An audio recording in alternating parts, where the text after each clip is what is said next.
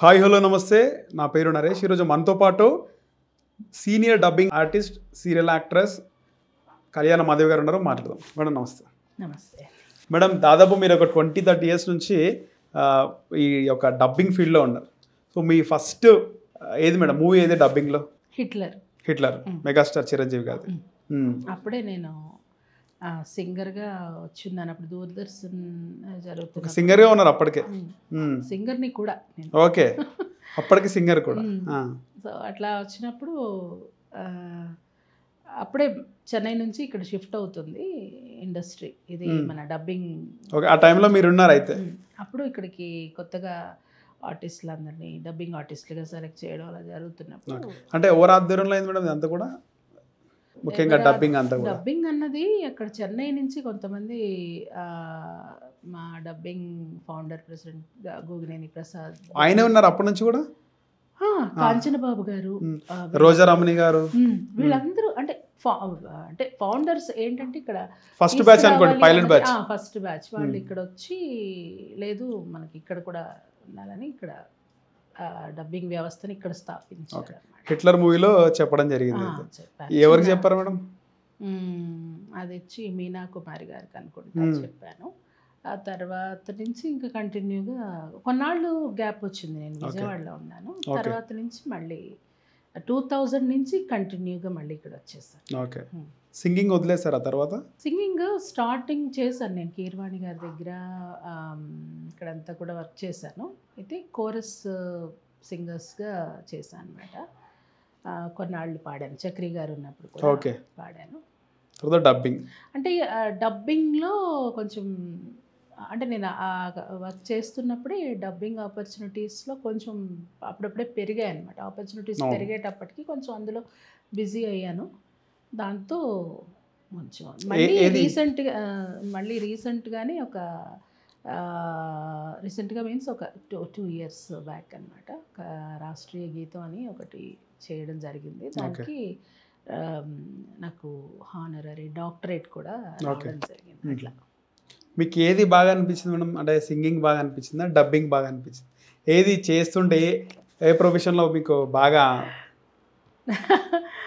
నాకేమనిపించిందంటే ఇన్ని రావడం కూడా కొంచెం మైనస్ ఏమో అనిపించింది. ఎందుకు మేడం?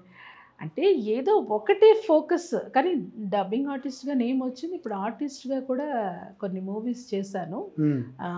రీసెంట్గా కొండ్రల్ పావం అని చెప్పి దయాళ్ పద్మనాభన్ గారి దర్శకత్వంలో చేశాను. అలాగే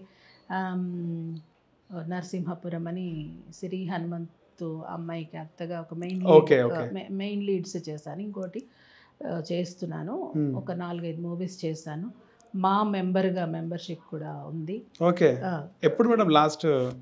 మంచు విష్ణు గారు వచ్చిన తర్వాతే ఇవ్వడం జరిగింది. ఓకే, అట్లా అనమాట. ఆయన కమిటీలో దానికి ఏమన్నా ఎలక్షన్ ఉంటుందా మేడం? ఓన్లీ ఎన్నుకుంటారా, నామినేట్ చేస్తారా? దేనికండి? మా అసోసియేషన్ మెంబర్గానా లేకపోతే అంటే ఆర్టిస్ట్ మెంబర్గా?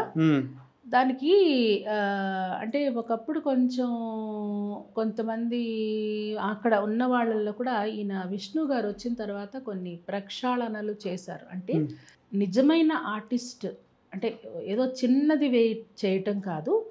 ఇదివరకు ఏంటంటే చిన్న డైలాగ్స్ చెప్పిన వాళ్ళు కూడా అప్పట్లో తీసుకున్నారని విన్నా నేను.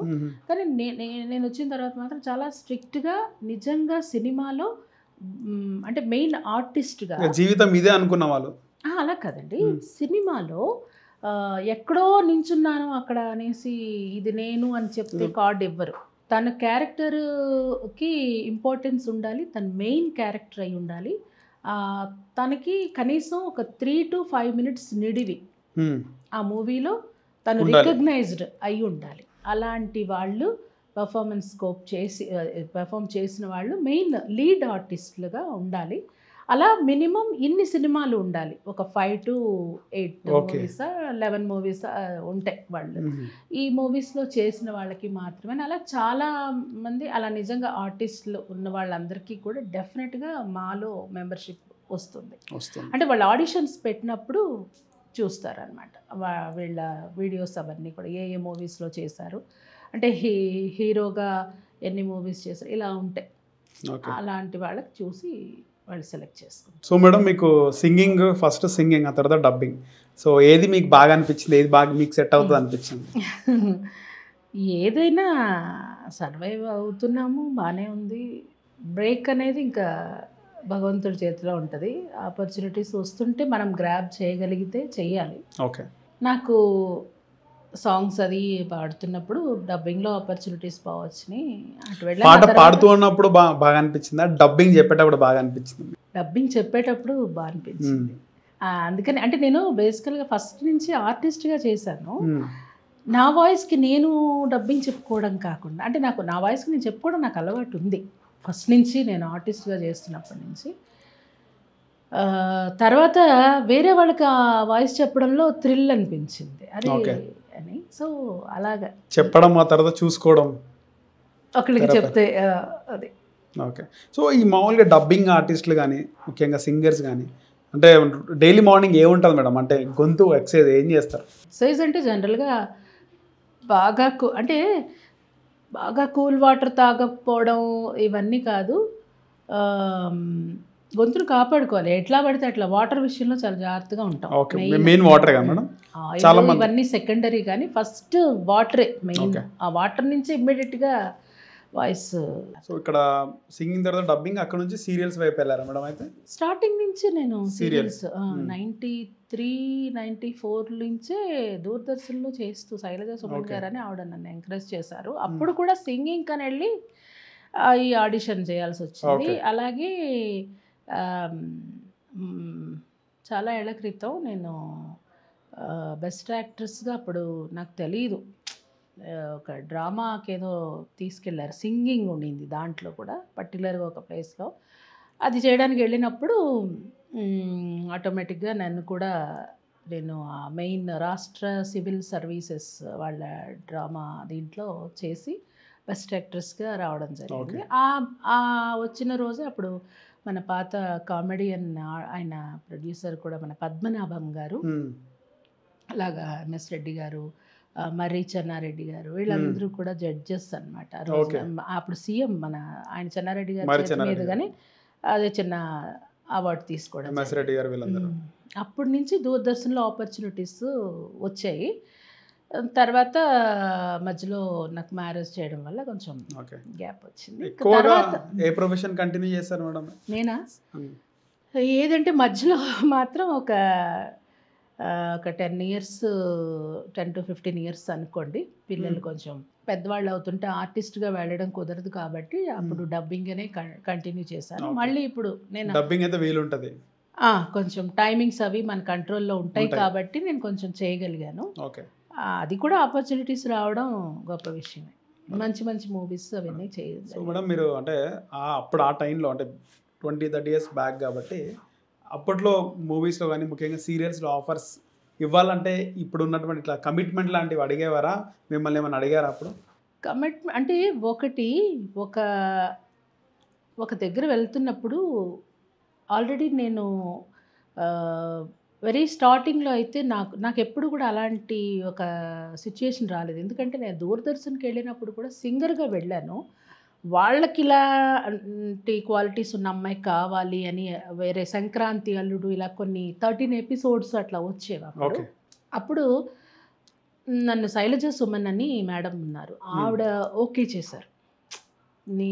ఎందుకు నువ్వు సింగింగ్ అయినా అట్లా ఆర్టిస్ట్గా చేయొచ్చు కదా అని నన్ను, అప్పుడు మా ఫాదర్ వద్దు అని చెప్పారు, కానీ ఒక్కటి చేయించండి ప్లీజ్ మాకు ఇట్లాంటి అనేసి, ఈ అమ్మాయి కోసం ఈ ఫేస్ కట్స్ కావాలని అప్పుడేదో మేడం రికమెండ్ చేస్తే చేయడం జరిగింది. ఆ తర్వాత మళ్ళీ ఇప్పుడు నేను చెప్పాను చూడండి, సింగింగ్తోనే ఒక దగ్గర వెళ్ళిన తర్వాత ఆ హీరోయిన్కిను ఆ డైరెక్టర్ గారికి ఏదో గొడవ అయ్యి ఆల్ ఆఫ్ సడన్ నేను రోజు ప్రాక్టీస్ చూస్తున్నాను, ఆ టైం రాగా నేను పాట పాడేదాన్ని కదా, ఈ అమ్మాయితో చేయించేస్తాననేసి అంటే రోజు చూసి అలవాటు అయిపోయింది కదా, అలాగా నేను చెప్తున్నాను. అవన్నీ డైలాగ్స్ అన్నీ నాకు మైండ్లో ఉన్నాయి కాబట్టి నేను అది డ్రామా చేసిన వెంటనే దానికి బెస్ట్ యాక్టర్స్ నాకు రావటంతోనే ఆ రోజు పర్ఫార్మెన్స్ చూడడానికి వచ్చిన జడ్జెస్ అందరూ ఉన్నారు, వాళ్ళంతా కూడా అప్పుడు వాళ్ళందరి త్రూగా నాకు చెన్నై దూరదర్శన్ ఆపర్చునిటీ రావడం. ఆ తర్వాత ఇక్కడ కూడా కొన్ని సీరియల్స్ వచ్చాయి. నేను ఏది ట్రై చేస్తాను అంటే నేను నిజంగా చెప్పాలంటే నాకు టైం ఉండదు కాబట్టి నేను రిజెక్ట్ చేశాను. పర్వాలేదు మీ టైంని బట్టే పెడతామంటే నేను యాక్ట్ చేయడం జరిగింది. అట్లా అంటే ఇట్లాంటిది ఎప్పుడు కూడా నేను ఫేస్ చేయలేదు. అంటే లిటరల్గా నాకు కుదరకపోతే నాకు టైం కుదరదు అంటే మార్నింగ్ వెళ్ళాలి షూట్ అంటే మార్నింగ్ వెళ్ళాలి నైట్ 12 వరకు అవుతుంది కాబట్టి ఆల్రెడీ అప్పటికి నేను మ్యారీడ్ని వచ్చాను కాబట్టి నాకు నైట్ 2 అయితే మార్నింగ్ ఎప్పుడు మేడం సెట్స్లో ఉండాలి మళ్ళీ మీరు? మార్నింగ్ 6 to 7 సెట్కి వెళ్తే వాళ్ళు వెహికల్ ఏదో ప్రొవైడ్ చేస్తారు. మీకు నైట్ 12 అంటే 1కి అలా పడుకోవడం మళ్ళీ 4-5కి లేవడం అంతే ఉండేది అప్పుడు. ఇప్పుడంటే మారే అనుకోండి కొంచెం ఆర్టిస్ట్ కాంబినేషన్ బట్టి ఇప్పుడు ఓకే. ఇప్పుడు ఒక షెడ్యూల్ ఫస్ట్ వీకా, థర్డ్ వీకా, సెకండ్ వీకా అలాగా ఉంటాయి. మన టైమింగ్స్ కూడా పర్వాలేదు. ఏదైనా 8 hours అనేది ఒక కాల్ షీట్ అనేది వాళ్ళు చెప్తారు. ముందు మనం మాట్లాడతాం కాబట్టి మన టర్మ్స్ అండ్ కండిషన్స్ కొంచెం చెప్పుకోగలిగి మన ఓన్ వెహికల్స్ మనం వచ్చేస్తాం.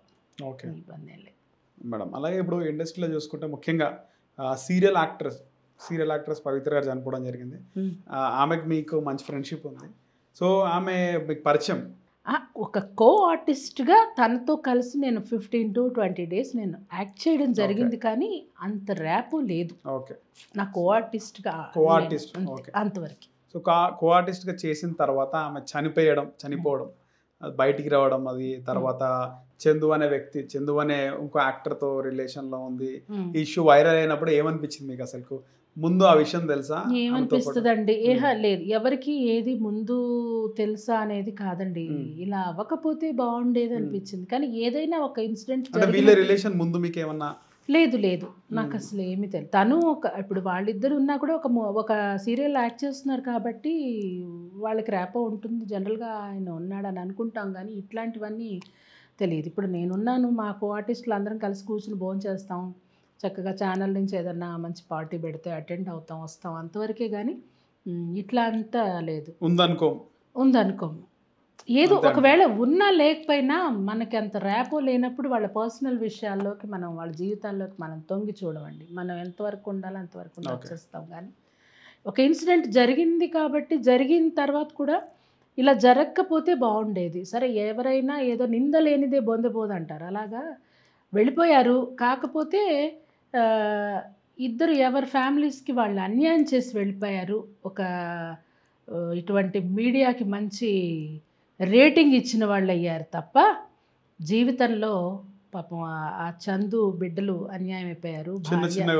చిన్నపిల్లలు భార్యకి అన్యాయం చేశాడే అని మనసు కొంచెం కష్టం అనిపించింది. ఇద్దరిలో ఎవరిది ఎక్కువ తప్పు అంటే ఏం చెప్తారు మేడం? ఇక్కడ తప్పు అన్నాక తప్పే, దాంట్లో హెచ్చు తగ్గులు ఉండవు. ఫైనల్గా అది తప్పే, ఇద్దరు తప్పే, అంతే. తప్పు చాలా మంది పవిత్ర తప్పే, ఆమెకు ఎప్పుడో 16 years అప్పుడే పెళ్ళయింది, తర్వాత ఎక్కడో కర్ణాటక నుంచి వచ్చి తెలుగు సీరియల్స్ చేసుకోకుండా ఇక్కడ తెలుగు అబ్బాయిని డిస్టర్బ్ చేసింది, చిన్న పిల్లలు ఉన్నారు. ఇవన్నీ కాదండి, ఎవరు డిస్టర్బ్ చేసింది? ఇప్పుడు చనిపోయిన తర్వాత డిస్టర్బ్ చేయడానికి అతనేం చిన్న పిల్లాడు కాదు కదండి. అతని భార్య పిల్లలు అన్నీ ఉన్న ఒక మనసు ఎంత బాధపడుతుందో తెలియని వ్యక్తి ఈ రోజున టీనేజ్కి వచ్చిన కాదు కదండి. అవన్నీ ఎవరో అన్నీ చెప్పుకోవడం అనేది కరెక్ట్ కాదు. అతను అలా చేసి ఉండకూడదు. ఇప్పుడు ఎవరైనా దేన్నైనా ఆశపడడంలో తప్పు లేదు, కానీ మీకు అర్హత ఎంత ఉందనేది ఆలోచించుకోవాలి. తనకి భార్య పిల్లలు ఉన్నప్పుడు అతను అలా చేయడం తప్పు కదా. ఈ అమ్మాయిది ఎందుకు తప్పు అంటే, ఒక భార్య బిడ్డలు ఉన్న వ్యక్తి అని తెలిసినప్పుడు నువ్వు అతన్ని నీ జీవితంలోకి అంటే నీకు మాత్రం ఉంటే చాలని అనుకోవడం కూడా తప్పే కదా. కాబట్టి నేననే ఫైనల్గా తప్పే, కానీ ఒక ఆర్టిస్ట్గా అలా చెప్పాల్సిన పరిస్థితి రావడం చాలా బాధాకరమైన విషయం. అసలు ఒక ఆర్టిస్ట్ అయ్యి ఉండి అలా మాట్లాడే బుద్ధి అయ్యేదండి. అంటే మనం కలిసి వాళ్ళతో కూర్చుని మాట్లాడి అలా ఉన్నవాళ్ళం ఆల్ ఆఫ్ సడన్ ఇలా మాట్లాడాల్సిన సందర్భం వస్తుందని అనుకోం కదా. సో అందరూ బాగుండాలి. ఎందుకంటే ఆవిడ కూడా ఒక ఆడమనిషి, ఎంతో కష్టపడి పైకి వచ్చి, ఆ పవిత్ర గారు కూడా మంచి, అసలు ఎంతమందికి ఇప్పుడు ఆ సీరియల్ 39 సీరియల్ ఎంతమంది చూస్తారు, ఆవిడని చూసేవాళ్ళు ఎంత అభిమానులు ఉంటారు. మరి అంత పేరు తెచ్చుకోవడం కూడా గ్రేటే కదండి. సో ఇప్పుడు ఆర్టిస్ట్ వరకే మేము చూస్తాం, మంచి ఆర్టిస్టులు అంతవరకే ఉంటాం మేము. వాళ్ళ పర్సనల్ అనేది మేము ఇట్లాంటి ఒక సిచ్యుయేషన్ వచ్చినప్పుడే మనం మాట్లాడుకోవాల్సిన సందర్భం వచ్చింది. కానీ వాళ్ళిద్దరేం చిన్నపిల్లలు కాదు కదా. ఒక చిన్నపిల్లలు, చిన్న లవ్ స్టోరీ, వాళ్ళ తల్లిదండ్రులు ఒప్పుకోవట్లేదు, ఇదో పరువు హత్య, ఇలాంటివైతే అది వేరే విషయం. మాట్లాడిన అర్థం ఉంటుంది. ఎవరైనా కూడా తప్పు అనేది చిన్న తప్ప, కొంచెం తప్ప, పెద్ద తప్ప లేదు, తప్పే. ఇండస్ట్రీలో ఇవన్నీ కామనేనా మేడం? ఎవరన్నారండి కామన్ అని? ఎవరు చెప్పారు అసలు కామన్ అని? ఎవరు పడితే వాళ్ళు కామనేనా అంటే ఎందుకు కామన్ అవుతుంది చెప్పండి? ఏంటి కామన్? నార్మల్ జీవితాలలో వాళ్ళకి నచ్చినట్టు ఉండిపోవడం, పెళ్లి చేసుకున్న వాళ్ళని దూరం పెట్టడం కానీ ఇవన్నీ ఇండస్ట్రీ కాదండి, మనుషుల జీవితాలు. ఇండస్ట్రీని పక్కన పెట్టండి, ఇదే ఇండస్ట్రీ. గ్లామర్ ఫీల్డ్ గా మేడం ఇది. ఎంత గ్లామర్ ఫీల్డ్ అయినా వాళ్ళు మనుషులే. ప్రతి వాళ్ళకి ఫ్యామిలీస్ ఉంటాయి, పిల్లలు ఉంటారు, అందరూ ఉంటారు. వాళ్ళని నమ్ముకుని మీ ఇప్పుడు తీసుకోండి, చాలామంది ఆర్టిస్టులు మేము ఇండస్ట్రీకి వచ్చేసాము, మమ్మల్ని నమ్ముకొని ఉన్నారు అని చెప్పారు. సో వాళ్ళకి జీవితాలు, వాళ్ళ ఫ్యామిలీలు ఉంటాయండి, వాళ్ళని నమ్ముకుని ఉంటారు. మనం ఒక మాట ఈజీగా ఇవన్నీ కామనా అనడం అనేది తప్పు విషయం. ఎందుకు కామన్ అవుతుంది చెప్పండి? ఎవ్వరు కూడా ఇలా అవ్వాలని ఎవ్వరు అనుకోరు. ఇలా కాంట్రవర్సీ అవ్వాలని అందరి నోళ్ళల్లో రిలేషన్ కోసం అంటున్నాను. రిలేషన్ అనేది ఏమండి, రిలేషన్ అనేది ఇప్పుడు అదేనండి, రిలేషన్ అనేది పెట్టుకునేటప్పుడే వాళ్ళిద్దరు ఆలోచించుకోవాల్సిన పాయింట్స్ని ఈరోజు మనం కూర్చొని చర్చించుకోకూడదు, వాళ్ళు ఆలోచించుకోవాలి. ఇప్పుడు ఒక రిలేషన్ పెట్టుకునే ముందు బుద్ధి ఉండాలి, అది వాళ్ళకు ఉండాలి. అంటే నేను ఎందుకు మాట్లాడుతున్నాను, ఇండస్ట్రీ వాళ్ళే ఇలా చేస్తారా? ఇండస్ట్రీ వాళ్ళే ఎందుకండి? ఇండస్ట్రీ వాళ్ళు మనుషులు కదా, వాళ్ళకి ఫ్యామిలీస్ ఉండవా? వాళ్ళకి సొంత జీవితాలు ఉండవా? ఏముండవా? అంటే ఇండస్ట్రీ వాళ్ళని స్పెసిఫిక్గా చెప్తున్నారే, అది తప్పండి. అందరికీ బయట కూడా ఉన్నాయి కదా, బయట ఫ్యామిలీస్లో కూడా ఇలాంటి ఇష్యూస్ చాలా జరుగుతున్నాయి. కానీ ప్రత్యేకంగా ఇండస్ట్రీ వాళ్ళని కార్నర్ చేస్తున్నారు, అంతకంటే ఏం లేదు. సో వీళ్ళు మీడియా అంటే ఆన్ స్క్రీన్ పీపుల్ అవడం వల్ల కొంచెం ఇలా అవుతున్నారు తప్ప, ఇది ప్రతి వాళ్ళ జీవితంలోనూ ఇలాంటి రిలేషన్షిప్స్ అనేది పెట్టుకుంటే ఎఫెక్ట్ వాళ్ళకే కదా. ఇప్పుడు ఎవరు నష్టపోయారు? వాళ్ళే నష్టపోయారు. ఏం చేసినా మంచిగా చేస్తే ఆ మంచి కూడా వాళ్ళకి ఫేవర్ అవుతుంది, చెడు చేస్తే ఇది మామూలు విషయమే కదా, ఎవరు చెప్పాల్సిన అవసరం లేదు. మంచి ఎప్పుడు మనల్ని మంచిగానే పెడుతుంది, చెడు అనేది వాళ్ళనే దహించి వేస్తుంది. మీరు ఒక మాట అన్నారు, అంటే వీళ్ళు చనిపోయారు కానీ ఛానల్స్కి రేటింగ్ ఇచ్చినారు, ఇంకేం జరగలేదని చెప్పేసి. నేను అనడం కాదండి, అసలు పీపుల్ అంతా కామెంట్స్ పెట్టే దాంట్లో కూడా అన్నారు. చెప్తున్నాను కదా, వీళ్ళు చేసిన పనికి వీళ్ళిద్దరు చేసిన పనికి ఎంత పెద్ద తాతంగం అనేసి అన్నారు. నేను ఒకటే చెప్తున్నా, ఏదన్నా మంచి విషయాలు మాట్లాడితే వీలైతే వినండి, లేకపోతే అలా స్క్రోల్ చేసేయండి. మంచిని మాత్రమే తీసుకోండి ఎవరైనా సరే, చిన్న పిల్లాడి దగ్గర నుంచి పెద్దవాళ్ళ దగ్గర. ఏమండి ఈ రోజున మీడియా పీపుల్ అంటున్నాం, ఎక్కడో ఒక సంఘటన జరిగింది, ఒక అన్నా చెల్లెళ్ళు ఏదో తప్పు జరిగిపోయింది, దానికేమంటారు? ఒక ప్రముఖ డాక్టర్, ఆవిడ గైనకాలజిస్ట్, ఫెమిలియర్, తన అబ్బాయిని అమ్మాయిని పెట్టేసి వెళ్తే కూతురు కొడుకే ఒక తప్పు ఇదిలోకి వెళ్ళిపోయారని వచ్చింది న్యూస్. అంటే ఏవేవో జరుగుతున్నాయి, పేపర్లో చూస్తే ఏవేవో జరుగుతుంది. కారణాలు ఏంటి? జనాలు కూడా ఇలాంటివి చూడడానికి బాగా ఆసక్తి చూపుతున్నారని అనుకోవాలి. అంటే మనలో పాజిటివిటీ కంటే కూడా మనిషి నెగిటివిటీనే ఎక్కువ అట్రాక్ట్ అవుతున్నాడు, చూస్తున్నారు. సో ఫస్ట్ మనం ప్రతి మనిషి కూడా ఒక లైఫ్, ఒక భార్య భర్త పెళ్ళయింది, బిడ్డల్ని కన్నారు, అక్కడి నుంచి వాళ్ళు ఏంటి అంటే ఆ పిల్లలకి ఒక మంచి సంస్కారాన్ని ఇవ్వడం. అందుకే తల్లిదండ్రులు చూడండి, పిల్లల్ని భగవంతుడి దీనికి పెట్టడం, ఒక మంచి ఒక ధ్యానం చేయడము, ఒక మంచి ఇది చేయడము, ఇవి నేర్పించండి పిల్లలకి. ఏంటంటే ఒక రూమ్ ఇచ్చేసి చిల్డ్రన్స్ రూమ్ అని చెప్పి పిల్లలకి ఫోన్లు అవన్నీ అందుబాటులో తెచ్చేస్తే, అంటే మీరు అడిగింది తప్పులు అనేవి ఎన్ని రకాలుగా జరుగుతున్నాయి, అక్రమ సంబంధాలు ఇలాంటివి, ఇవన్నీ కూడా కామన్గా, అంటే వావి వరసలు ఏది లేకుండా ఇట్లాంటివి మనమే ఉద్ధరించలేము. కాకపోతే ఎవరన్నా ఆలోచించి, ప్రతి వాళ్ళు ఆలోచించాలి, ఎవరు ఆలోచిస్తే వాళ్ళ జీవితాలు బాగుపడతాయి అంతే. ఈ పవిత్ర గారి ఇష్యూకి వచ్చేస్తే సెట్స్లో ఎట్లా ఉంటున్నాయి మేడం? సీరియల్ సెట్స్లో అందరూ బాగుంటారండి. సెట్స్లో ఏంటంటే ఎవరి క్యారెక్టర్కి వాళ్ళు జీవం పోయాలి, ఎవరి క్యారెక్టర్ బాగు చేయాలి, ఛానల్కి మంచి రేటింగ్ రావాలి, మళ్ళీ ఇంకొక సీరియల్కి ఆపర్చునిటీ రావాలి అని ఒక ఛాలెంజింగ్గా చేస్తాం. డైరెక్ట్ అసలు ఒక సీరియల్లో ఆపర్చునిటీ రావడమే గొప్ప విషయం అయితే, దాన్ని మనం ఎంత మన క్యారెక్టర్ ఎంత మోల్డ్ చేయగలిగితే దాన్ని ఎలా చేయాలని ఆర్టిస్టులు కూర్చుంటే కో ఆర్టిస్టులు ఇలాగ అనుకుందాం, ఇలాగ ఈ డైలాగ్ ఇలాగైతే ఇప్పుడు గ్యాప్లో సీన్ ఎక్స్ప్లెయిన్ చేస్తారు కో డైరెక్టర్, చెప్పినప్పుడు ఇలా చెప్తే బాగుంటుందా, ఈ డైలాగ్ మాడ్యులేషన్ ఇలా అంటే ఇది చూసుకుంటాం. ఓకే, అంతే తప్ప ఇలాంటివి పర్సనల్స్ ఎవరి పర్సనల్స్ వాళ్ళకు ఉంటాయండి. చాలా ఇది బయటకు వచ్చింది కాబట్టి ఇది కదిలిస్తే రాని చాలా ఉంటాయి, చాలా అందరికీ, అంటే ఆర్టిస్టులని కాదు, ప్రతి మనిషికి నాకుండేవి నాకుండొచ్చు, మీకుండేవి మీకుండొచ్చు. అదే అంటారు చూడండి, ఎంత చెట్టుకు అంత గాలి అని. ఎవరి కష్టాలు పీతవే, సీత కష్టాలు సీత. సో ఆ తర్వాత మీకు ఎప్పుడైతే అంటే ఇక్కడ పవిత్ర గారు చనిపోవడం కూడా ఆమె యాక్సిడెంట్ అయ్యి ఆమె షాక్కి గురై చనిపోయింది. ఒకవేళ ఆమె చనిపోకపోతే ఇష్యూ ఇంత అయ్యేది కాదు. సో ఆమె చనిపోయింది, ఆవిడ చనిపోయినందువల్ల ఇష్యూ అయ్యేది కాదు, చందు గారు చనిపోవడం వల్ల ఇష్యూ అయింది నేను అంటాను. ఇప్పుడు ఆవిడ ఏదో ఆవిడ ఆత్మత్యాగం చేసుకున్నా పోలేదు, మరి ఆ చావుకు కూడా కారణాలు ఏంటనేది నేను చెప్పాను. డ్రైవరు తెలియదు, ఎవరు నడుపుతున్నారో తెలియదు, ఎలా యాక్సిడెంట్ అయింది అనే దానికి అంటే మిగతా మరి క్లారిటీ వచ్చిందేమో నాకు తెలియకుండా నేను మాట్లాడకూడదు. ఉండొచ్చు, సరే జరిగింది జరిగిపోయింది, ఆవిడ యాక్సిడెంటల్గా పోయింది, దానికి ఎవరు కారణభూతులో వాళ్ళు ఆ కర్మను అనుభవించి తీరతారు, అయిపోయింది. ఆమెకి 2 బిడ్డలు ఉన్నారు, తల్లి లేకుండా పోయింది.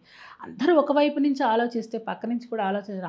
ఆవిడకుండే కష్టాలు ఆవిడకుండే ఇవి ఉంటాయి కదా, పోతే అయిపోయింది కదా అనుకుని పోనీ ఇక్కడ దాకా జరిగింది పక్కన పెడతాను, భార్యని పిల్లల్ని చూసుకుంటూ ఇంకా ఈవిడ పిల్లలకు కూడా నువ్వు ఏదైనా న్యాయం చేయగలిగితే చేసి ఉంటే బాగుంటుందేమో. కానీ ఇలా ఇతను చనిపోవడం అనేది చాలా తప్పు. ఇతను చందు చచ్చిపోకుండా తన బిడ్డల్ని తన భార్యని చూసుకుని వాళ్ళకి న్యాయం చేసి ఇప్పటికైనా రియలైజ్ అయ్యి, అంటే తన భార్య ఆయన్ని తీసుకొచ్చి ఇచ్చేద్దాం ఏమైనా చేసుకుంటాడో ఏంటో అనేసి తెచ్చుకోవడానికి చాలా విశ్వ ప్రయత్నం చేసింది, పాపం కాలేదనుకోండి. కానీ అలా ఉంటే బాగుండేది అనిపించింది నాకు. అతను చచ్చిపోవడమే బ్యాడ్.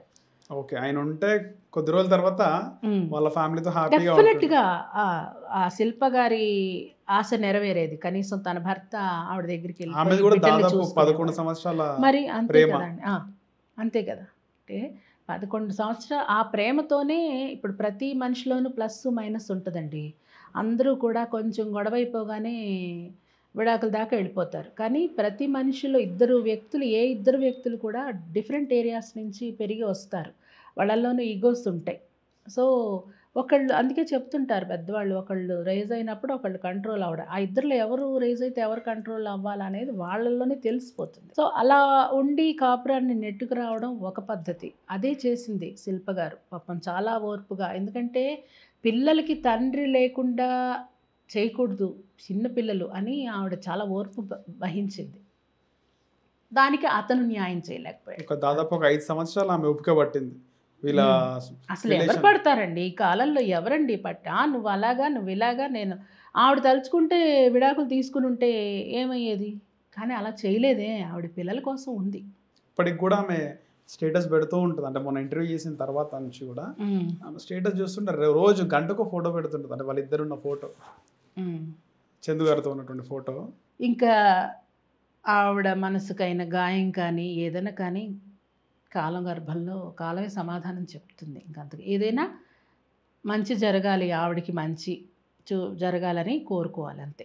నేనైతే అలాగే కోరుకుంటున్నాను. సో మీరు ఓన్లీ పవిత్ర గారితో చేశారు, చందుతో ఎక్కడ సీరియల్లో కానీ చేయలేదు? లేదండి, లేదు. చాలా మంది ఏమంటారు, పవిత్ర గారితో ఉన్నప్పుడే మాట్లాడడం అంతే, అంతకు మించి ఏం లేదు. చాలా మంది ఏమంటారంటే ఇక్కడ చందు కూడా తీసుకున్న డెసిషన్ కరెక్టే అయిన వర్షన్లో, ఎందుకంటే పవిత్ర చాలా ఆఫర్స్ ఇప్పించింది చందుకి. సో ఈయన చనిపోయిన తర్వాత ఆ రిమార్క్ అనేది ఈయన పైన పడుతుంది. అసలు ఇక్కడ ఏంటంటే ఈ ఆఫర్స్ ఏంటండి, బతికుంటే బలుసాక. అసలు తను బతికి ప్రాణత్యాగం చేసుకోవడం అనేది ఎంత పెద్ద నేరం అండి. ప్రాణత్యాగం చేసుకునేది కరెక్టా? నిన్ను నమ్ముకుని నా తల్లిదండ్రులు ఎంత బాధ అంటే, ఒక తల్లిదండ్రులకి అదేంటి చిచ్చు పెట్టావు. ఏ తండ్రి కొడుక్కి చిచ్చు పెట్టాలనుకోడు కదా. నువ్వు తల్లిదండ్రులకి ఇది చేసావు, కడుపు మండించావు. భార్యని అంత ప్రేమించిన భార్యని ఇది చేసావు, పిల్లల్ని అన్న, వదిన. అన్యాయం చేసావు. నువ్వు ఒక్కడివి బతికుంటే అట్లీస్ట్ ఆ పవిత్ర పిల్లల్లో కూడా పవిత్రం చూసుకుంటూ నువ్వు బతికుండొచ్చు. నువ్వు చెప్పావు ఆల్రెడీ ఒక ఇంటర్వ్యూలో, ఆ పిల్లలకి నేను ఉన్నాను అని చెప్పావు. పోన్లే, నువ్వు ఉన్నావంటే ఈ పిల్లల్ని ఆ పిల్లల్ని చూసుకో. అసలు ఫస్ట్ నీకంత చేసి నీ కడుపులోని నీ రక్తం పంచుకొని పుట్టిన నీ బిడ్డలు నీకు ఎందుకు జ్ఞాపకం రాలేదంటే నీకు ప్రేమ లేదా, భార్య మీద ప్రేమ లేదా? అది ఇంకా భగవంతుడికే తెలియాలి. వీళ్ళకంటే ఆవిడ మీద ప్రేమ ఎక్కువ ఉండొచ్చు అంతే. ఇప్పుడు ఇవి మనం మాట్లాడుకో, ఆవిడ మీద ఉండొచ్చు అంటే రాజుగారి పెద్ద భార్య మంచిదంటే ఆటోమేటిక్గా చిన్న భార్య చెడ్డదని కాదండి. ఏదైనా ఈ మనిషిలో ఉంటుంది. నువ్వు చూడాలనుకుంటే ఇద్దరు భార్యలుగా చూసుకో. కష్టం ఎందుకు పెడుతున్నావు? నిన్ను నమ్ముకుని నీ జీవితం ఎవరినైనా సరేనండి, నీ జీవితంలోకి వచ్చి నీ ఇంటి పేరు తీసుకుని నీకు బిడ్డల్ని కనిపెట్టి నీ వంశాన్ని ఉద్ధరించి చేసే ఒక ఆడదాని ఉసురుని నువ్వు ఇంకొక ఆడదాని విషయంలోనే కాదు నేను అంటున్నాను. కొంతమంది ఏంటంటే ఇప్పుడు కేవలం ఇంకొక భార్యతో ఇంకొక ఆడదాంతో కనెక్షన్ పెట్టుకోవడం వల్లనే ఇబ్బందులు. నాకు కొంతమంది ఎట్లా తెలుసా, మా ఆడపడుచులు బాధ పెడుతున్నారు అని భార్యతో కాపురం చేయించని ఆడపడుచులు కూడా ఉన్నారు. అంటే అక్కల మాట విని, తల్లి మాట విని ఆడదాన్ని బాధ పెట్టే మగాళ్ళు ఎంతమంది లేరండి, ఉన్నారు. ఎవరికైనా ఒకటే, నిన్ను నమ్ముకుని వచ్చిన ఆడదానికి నువ్వు ఏ రకమైన అన్యాయం చేసినా ఈ ఉసురు నీకు తగిలే తీరుతుంది అంతే. ఓకే, నువ్వు ఏం చేయాలన్నా ముందు వాళ్ళకి చేశాకే చేయాలి. అది ఏంటంటే ఈరోజు జరగచ్చు, రేపు జరగచ్చు, ఎప్పుడైనా జరగచ్చు. దానికి శిక్ష నువ్వు అనుభవించే తీరాలి. ఓకే, ఫైనల్గా ఏం చెప్తారు మేడం మీ పవిత్ర గారి, చందు గారి ఈ వ్యవహారాలు మొత్తం? కాదండి, పవిత్ర గారు, చందు గారు అని చెప్పను. నేను చెప్పాను కదా ఇప్పుడు, వాళ్ళిద్దరితో పాటుగా నేను ఎవరినండి చెప్పడానికి. జస్ట్ నాకు పరిచయం ఆవిడతో ఒక 15-20 రోజుల పరిచయం. ఎవరైనా సరే ఇటువంటిది జరుగుతున్నప్పుడు ఆ శిల్ప గారికి వాళ్ళ ఫ్యామిలీతో ఒక్క మాట కూడా చెప్పలేదన్నారు. వీలైతే ఫ్యామిలీ సభ్యులు ఇట్లా వేరే ఆడపిల్లలకి జరుగుతుంటే కలుగ చేసుకోండి, ఆమెకు అండగా నిలబడండి. అంటే ఆవిడ చెప్పలేదంటే బయట గ్యాసిప్స్ వింటున్నప్పుడు ఏంటి నీ భర్త వాళ్ళతో తిరుగుతున్నాడు కదా, అదేంటి తేలుద్దామని చెప్పేసి కనీసం న్యాయం చేయడానికి ముందుకొచ్చి అలా ఏమైనా చేస్తే కొంచెం ఆ భయానికైనా వీళ్ళు కంట్రోల్ అవుతాడేమో, ఆలోచించేవాడేమో. ఎవరు చెప్పలేదా అని కూడా నాకు అనిపించింది. మిగతా వాళ్ళకు కూడా నేను చెప్పదలుచుకుంది అయితే ఇదే, ఎవరు వీలైనంత వరకు ఇలాంటి తప్పులు చేయకండి.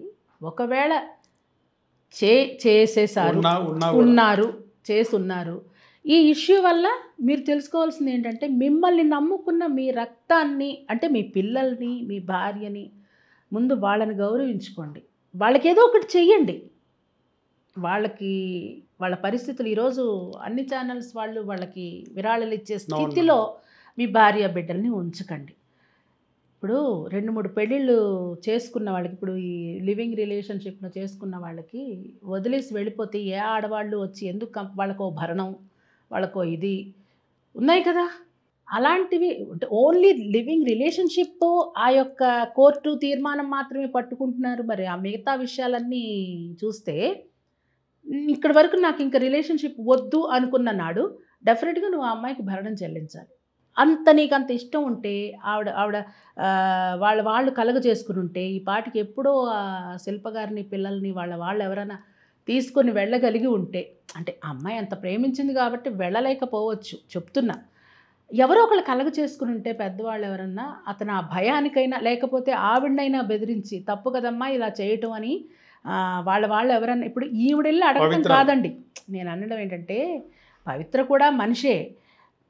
వాళ్ళు ఎవరైనా చందు, శిల్ప గారి వాళ్ళు ఎవరన్నా తెలుసుకుని అట్లీస్ట్ గ్యాసిప్స్ వస్తున్నాయి ఏంటి వాళ్ళవన్నీ హల్చల్ అవుతున్నాయి ఎన్నిట్లో అని ఎవరన్నా ఇనిషియేటివ్గా తీసుకుని అప్పుడైనా ఒక 4 సార్లు అడిగితే అమ్మాయిని వాళ్ళ అన్నో, వాళ్ళ నాన్ననో, లేకపోతే వాళ్ళ చుట్టాలు ఎవరో దగ్గరగా ఉన్నవాళ్ళు ఎవరైనా 4 సార్లు అడిగితే 5వ సారి ఓపెన్ అయ్యి చెప్తారు కదా.